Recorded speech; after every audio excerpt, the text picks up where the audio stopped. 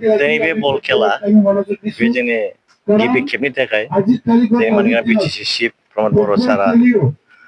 बिसिडिसि लेभेलाव मोनसे chief executive मेम्बार्सनि मोनसे क्लाब मोनसे खेला खालामदों बे बिसिडिसि लेभेलाव जागोन आरो दिनै बे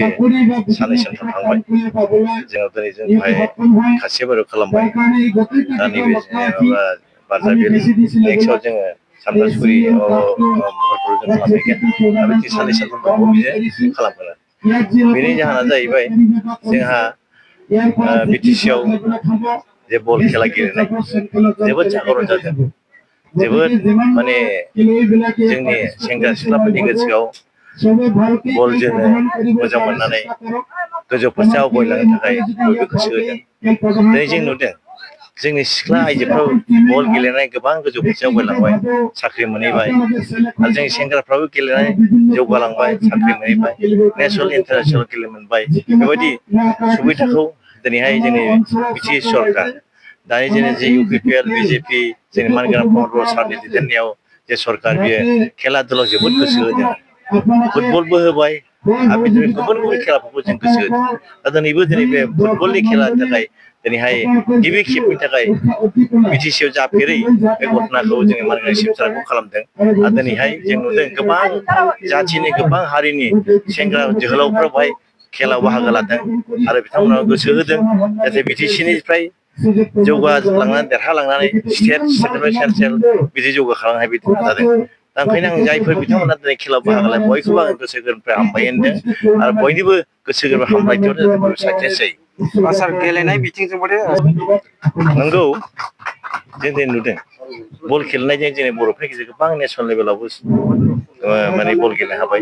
साख्रि मोनबाय माबाय खिन्थु जोंनि गामिफ्राव गोबां सेंग्रा सिख्लाफोर दं माने गेलेनायनि नामाव गेलेहैयो खिन्थु गोसो होआ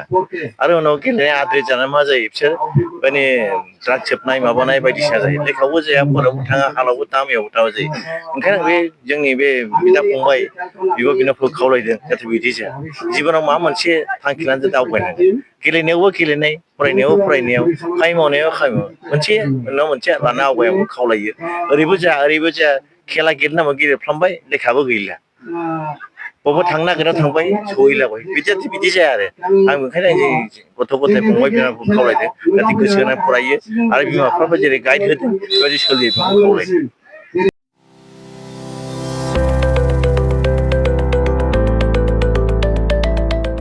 मोनसे गोजोनथाव खौरां क'क्राझार सहरनि जेडि रोडजों नांजाबनाय गोजोनपुरी रयेल एनफिल्ड श'रुमनि गोजौआव थानाय सेन्ट्रेल भारत सेवाक समाजजों गनायथि होजानाय आइ आफा बिएम भकेशनेल इनस्टिट्यूटआव 2025 आरो 26 मायथाइनि मुं थिसननाया सोलिगासिनो दं। HS आरो HSLC उथ्रिसारनाय बिजाथि एबा फरायसाफोरा बे भकेशनेलाव गावारि सोलोंथाइखौ लानो हागोन। गोदान मुं थिसननाय आयदाफोरा जाबाय BSS diploma in medical record science, BSS diploma in EEG and EMG Technology, BSS Diploma in Critical Care Management, BSS Diploma in Hospital Waste Management, BSS Diploma in Hospital Infection Control and Prevention, BSS Diploma in First Aid and Patient Care, BSS Diploma in Physical Assistant, BSS Diploma in ECG Technician, BSS Diploma in Hospital Administration, BSS Diploma in Hospital Sterilization Technician Assistant, Certificate in Dietitian, Certificate in Old Age Care, Certificate Hospital Housekeeping,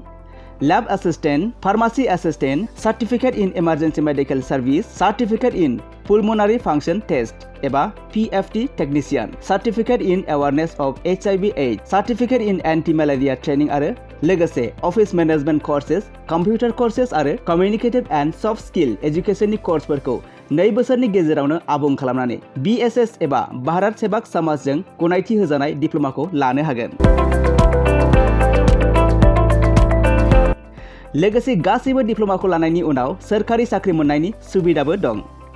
जुदि नोंथांमोनहा बेफोर कर्सनि थाखाय गोदानै मुं थिसननो गोसो दङब्ला आइ आफा बिएम भकेशनेल इनस्टिट्यूटनि नैबे मबाइल नाम्बार 9395899391 एबा 8135971844 बे मबाइल नाम्बारनि गेजेरजों थोंजों सुलाद लाहरनो हागोन।